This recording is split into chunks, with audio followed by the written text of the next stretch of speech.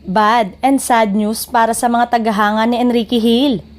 From the rumor, Ken will no longer be part of an upcoming action series on ABS-CBN. Supposedly, bigatin ang major cast nito.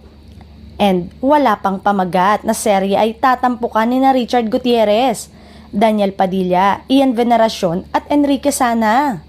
At tulad ni Enrique Hill, hindi na rin pala tuloy sa seryeng pagsasama ni na Richard, Daniel, Ian Veneracion si Arjo Ataide.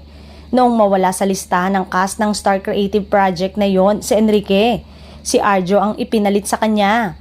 Pero nang maglabasa ng iba pang cast ng seryeng yon, nawala na ang pangalan ni Arjo. Say ng isang source ay si Baron Geisler na ang ipinalit sa mister ni Maine Mendoza. Nang magtanong-tanong nga, ay may nakapagsabi na hindi raw kasi pwede sa laking taping si Arjo. Hindi niya kakayanin dahil tutok nga siya sa pagiging congressman ng 1st District ng Quezon City. Karamihan sa location ng serye ni na Daniel, Richard, Ian ay out of town, kaya hindi pwede talagang schedule ni Arjo. Sa ngayon, inaayos pa kung kailan idaraos ang story conference para sa series.